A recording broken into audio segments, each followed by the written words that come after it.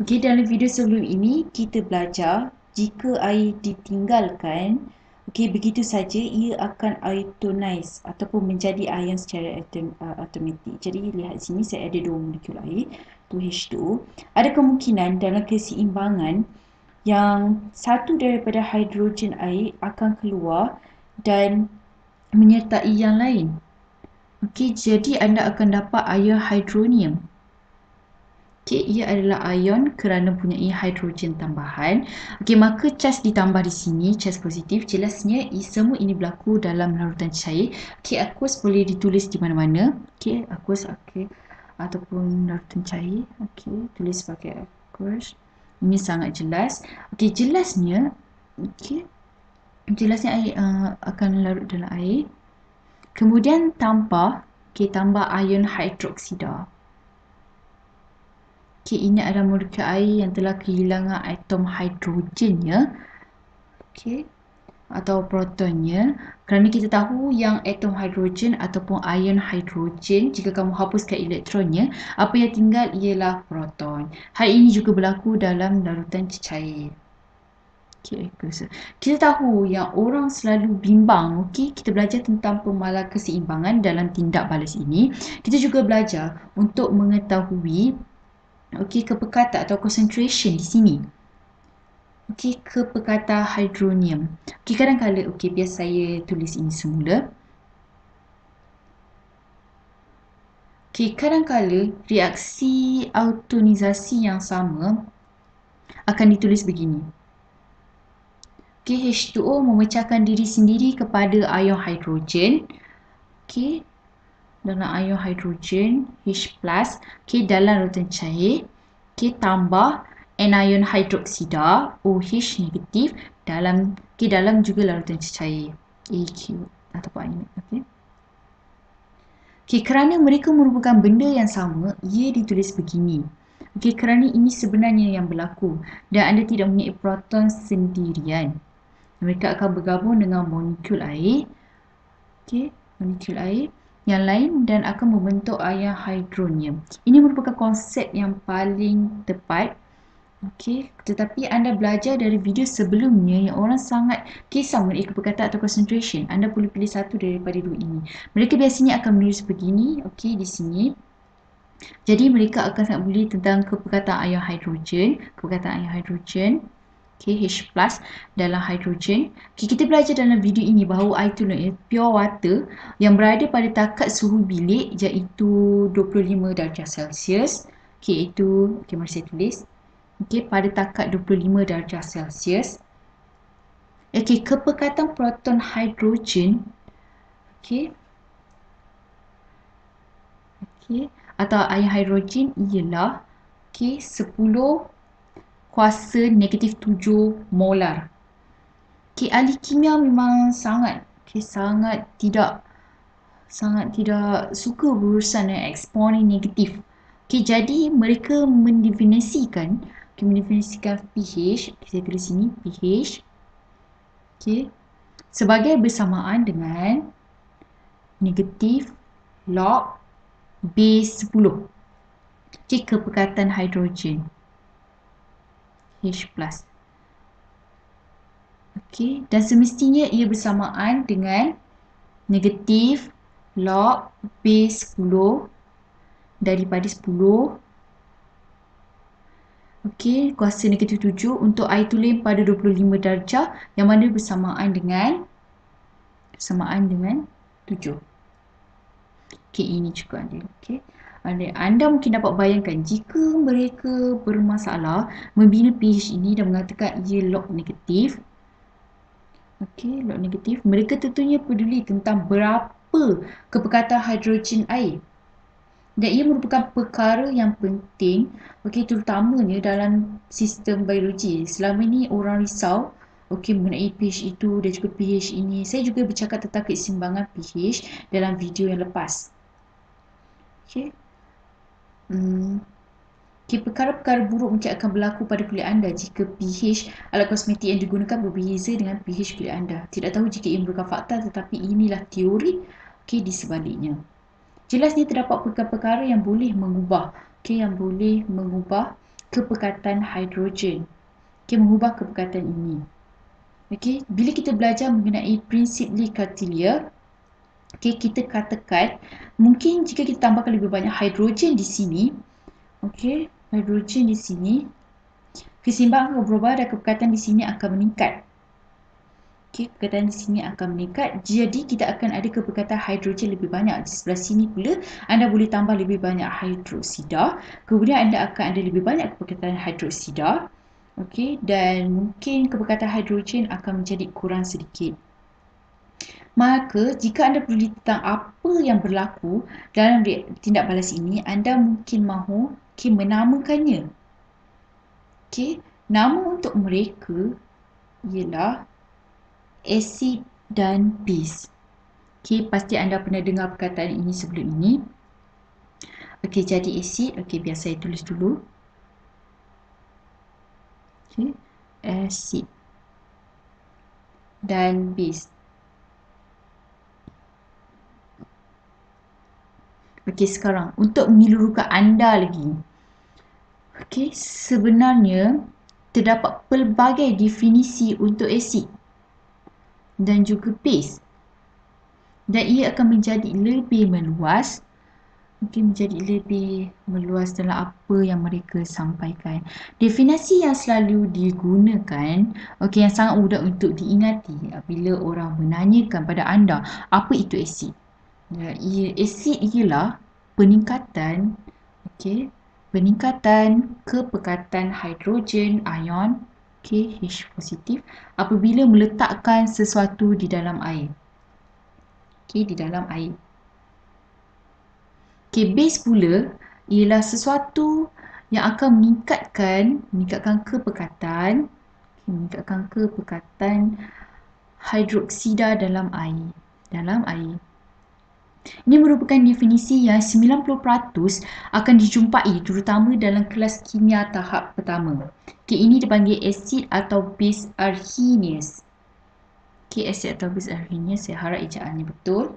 Okay, jika ejaan saya salah, okay, saya harap anda boleh mencarinya dari sumber yang betul. Okay, cuba cari di Wikipedia. Okay, saya bukan pakai ejaan. Okay, Arrhenius. Okay, terdapat asid Arrhenius dan juga base Arrhenius. Contohnya, okay, jika saya ambil, okay, mari saya beri satu contoh. Jika saya ambil sedikit asid hidroklorik, okay, ia dipanggil HCl. Okay. Tapi anda juga boleh kata hidrogen klorida dalam larutan cair aqueous. Ia akan berpisah sepenuhnya. Ini bukan reaksi keseimbangan. Jadi mari saya lukis dengan lebih baik. Okay, ia merupakan beri kawan lebih terang. Saya tutup dengan lebih terang. Anak panah satu hala ini menunjukkan ia bukan tindak balas satu hala. Okay. Ini merupakan tindak balas satu hala, bukan dua hala. Ia adalah asid yang kuat. Ia akan terpisah sepenuhnya di dalam air. Okey, saya akan lukis hidrogen. Saya akan lukiskan hidrogen dalam warna yang berbeza. Okey, ia akan berpisah sepenuhnya dalam air kepada menjadi ion hidrogen. H positif larutan cair. Juga aqueous. Okey, tambah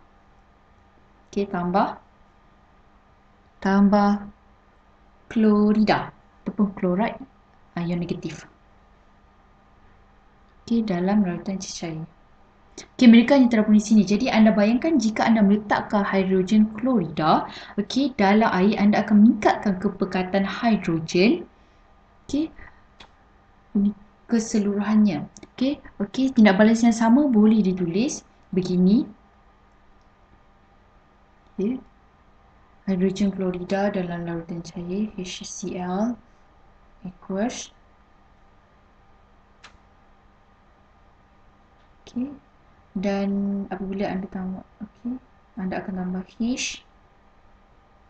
Okey, saya akan buat dalam color yang berbeza.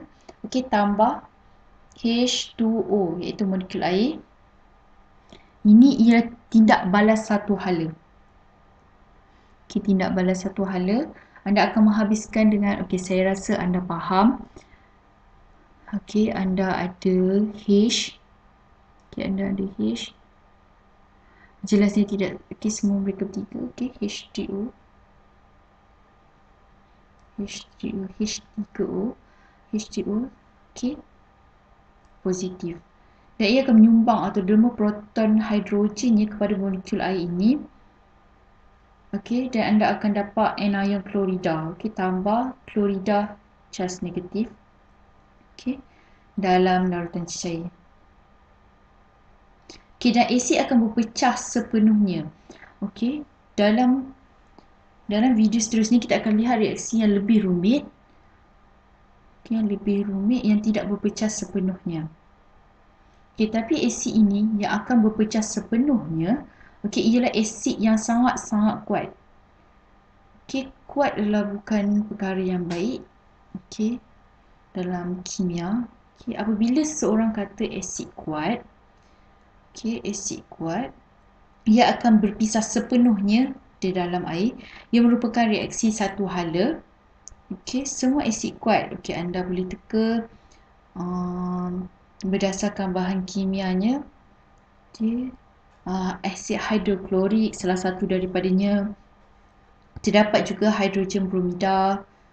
Okey, hidrogen bromida, asid kuat yang lain. Hidrogen iodida. Okey, hidrogen iodida, asid, okey, asid nitrida, saya telah tunjukkan sebelum ini. Okey, semua asid ini apabila diletakkan dalam air, H kecil ini akan terkeluar.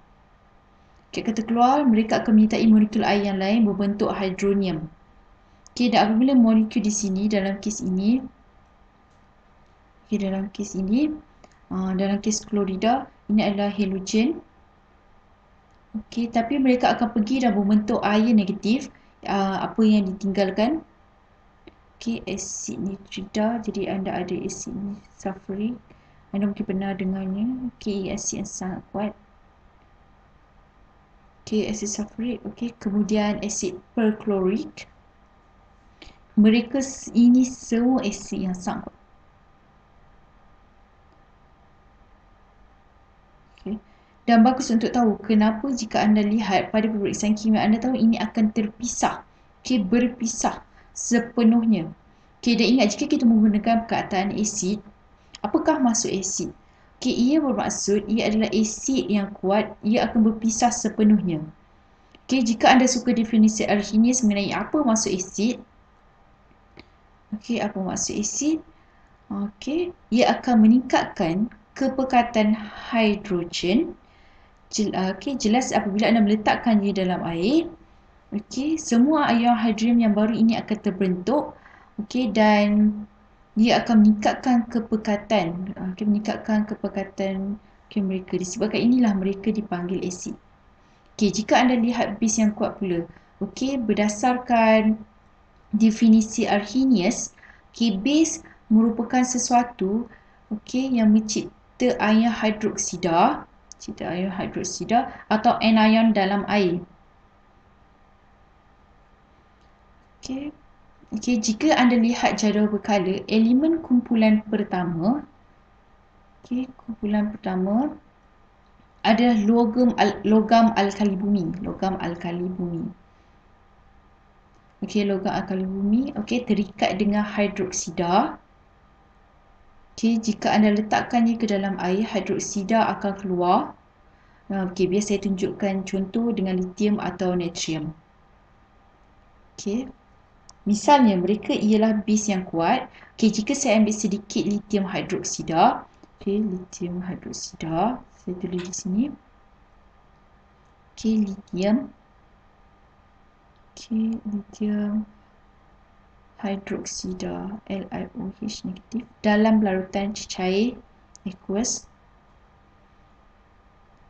Okey, mereka akan bercerai sepenuhnya. Okey, tiada keseimbangan di sini. Okey, ini adalah base yang kuat. Okey, jadi ia akan bercerai menjadi apa? Okey, ion hidroksida akan keluar. Okey, OH, okey, menjadi negatif dalam cecair. tambah ion lithium. Ion lithium positif. Di sini. Jadi ia sentiasa bercerai dalam air. Perkara yang sama terjadi jika anda mempunyai natrium. Jika anda ada natrium. Natrium akan melakukan hal yang serupa. Na. Natrium hidroksida dalam larutan cair akan menjadi reaksi tidak balas sehala akan menghasilkan hidroksida dan kation natrium.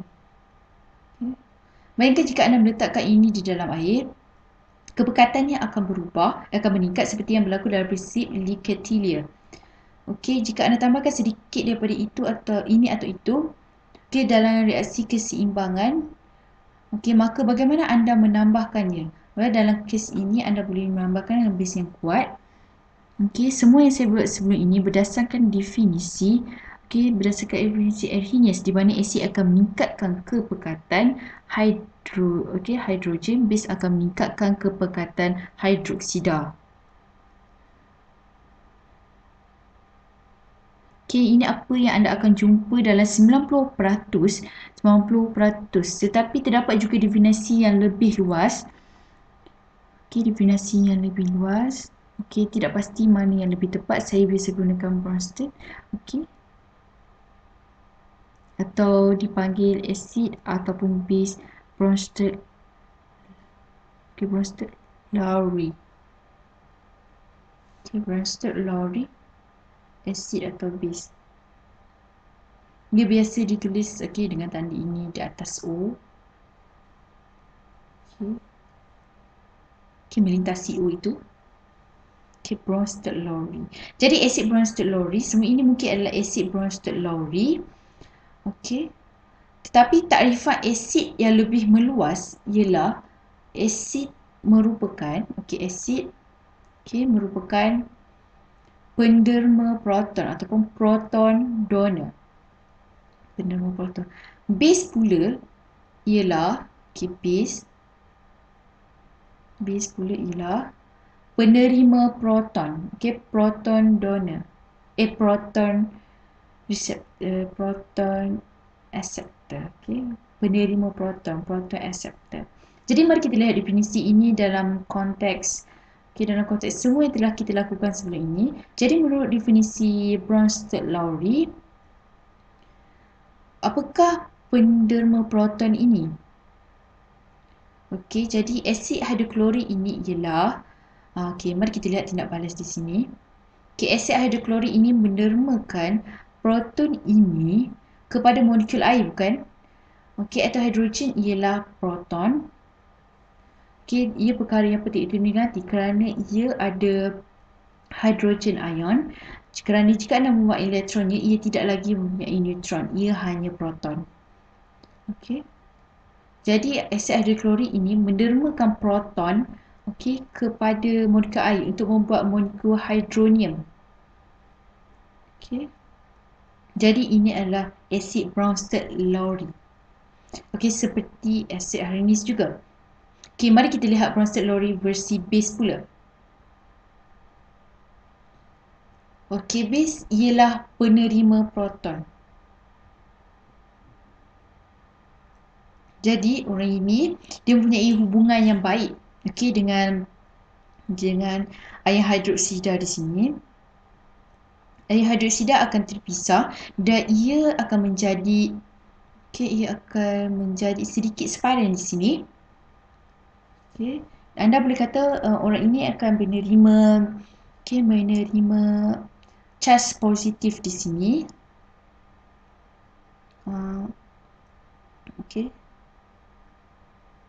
Ini bukan seperti yang seorang memberikan proton, tetapi sebenarnya menyerahkan elektronnya. Jika anda lihat produk akhirnya nanti, ia dapat charge positif bila semuanya selesai. Mungkin ia lapis Bronsted-Lowry.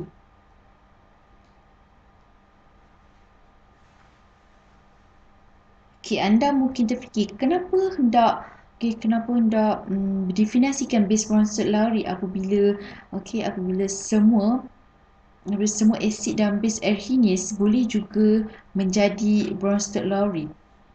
Okay, ini kerana Arrhenius sentiasa berurusan dengan air. Semuanya berlaku dalam larutan cecair. Tapi saya lukiskan contoh base Bronsted Lowry di sini.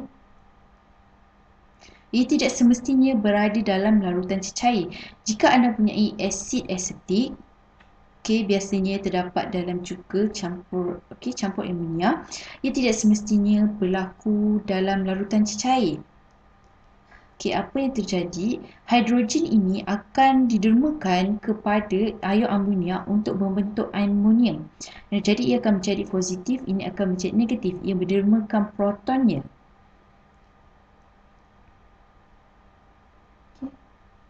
Arrhenius tiada kaitan dengan ini. Kerana ia hanya berurusan dengan hidronium dan juga air. Tetapi definisi Bronsted Lowry berfungsi dalam situasi ini. Jadi bagi definisi yang lebih meluas, biarpun mereka semua definisi ini yang bagus, tapi seeloknya anda tahu definisi Arrhenius dan juga definisi Bronsted Lowry. Terdapat juga definisi lain yang wujud, iaitu asid dan base Lewis.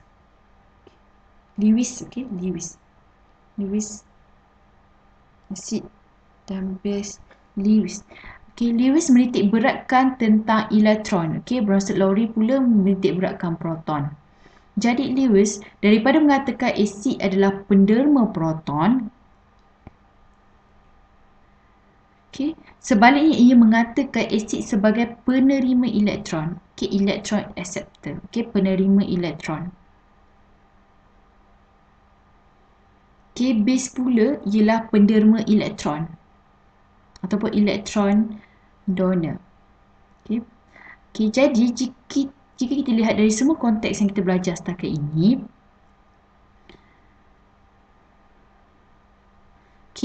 jadi jika ianya asid, maka ia patut menjadi penerima elektron. Jika anda ada asid hidroklorik sebelum ini, apabila ia memberikan atom ini, atom ini ataupun proton, situ ia seperti menyimpan elektronnya. Jadi ia adalah penerima elektron.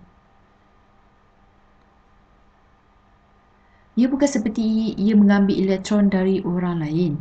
Ia dianggap sebagai asid Lewis. Base Lewis pula bagaimana? Ia adalah penderma elektron, bukan? Base Lewis adalah penderma elektron. Base Lewis adalah penderma elektron.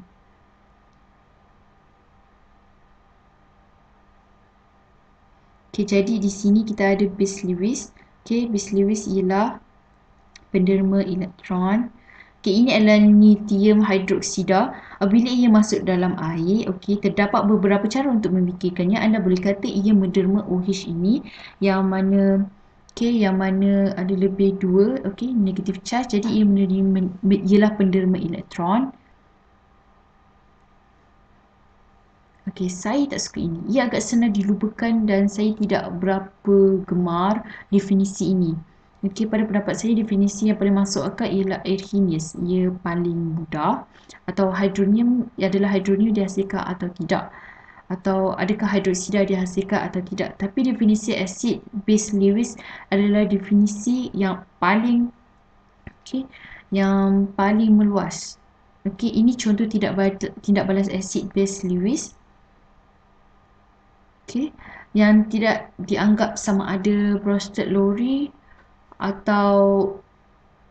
ataupun Arrhenius definisi, kerana ia tidak semestinya berlaku dalam air. Di sini terdapat boron trifluorida dengan anion fluorida. Ia mempunyai charge negatif, ia mempunyai elektron lebih di sini. Dalam situasi ini, fluorida ini atau anion Okey, fluorida ini akan mendermakan dua elektron ini. Okey, dua elektron ini, katakan satu di sini dan satu di sini. Okey, satu di sini dan satu di sini. Okey, apa yang ia buat ialah mendermakan dua-dua elektron ini. Okey, dua-dua elektron ini kepada kompleks boron di sini. Jadi sekiranya ia adalah penderma elektron, apakah ia? Okey, fluorida ialah base. Jadi ini ialah base Lewis. Okey, Lewis base. Okey, dan penerima elektron ialah acid Lewis. Jadi ini adalah acid Lewis. Okey, acid Lewis. Okey, ia bagus untuk mengetahui kewujudan definisi ini dan harap anda tidak keliru pada masa hadapan. Okey, tetapi untuk tahap kimia tahap 1, jika anda tahu definisi Arrhenius dengan baik, anda akan menjadi sangat baguslah. Sejujurnya kaedah yang paling senang untuk difikirkan dan ia adalah perkara paling penting dalam tindak balas jika anda berurusan dengan perubahan pH di dalam air, yang berlaku dalam air. Kerana itu adalah apa yang asid Dabis lakukan, terutama dalam kes Arrhenius. Apa pun, jumpa lagi dalam video yang akan datang, di mana kita akan buat perkiraan untuk mengetahui perubahan pH disebabkan asid. Okey, terima kasih.